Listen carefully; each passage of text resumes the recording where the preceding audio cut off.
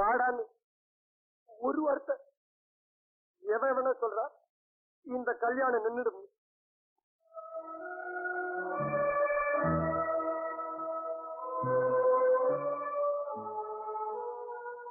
நான் நடேசனை கூட வாடான்னு கூப்பிடல, இன்விடேஷன் கொடுக்கல. ஆனா அவன் சத்திரத்துக்குள்ளதான் இருக்கான். எவன் நீ ருச்சேந்திரமணி? ஏன் தங்கச்சி கல்யாணத்தை நிறுத்த? வாடா.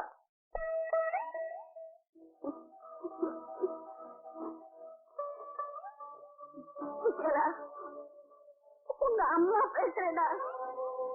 ருச்சேந்திரமணி, சமந்திமா, ருச்சேந்திரமணி, சமந்திமா, ருச்சேந்திரமணி, சமந்திமா.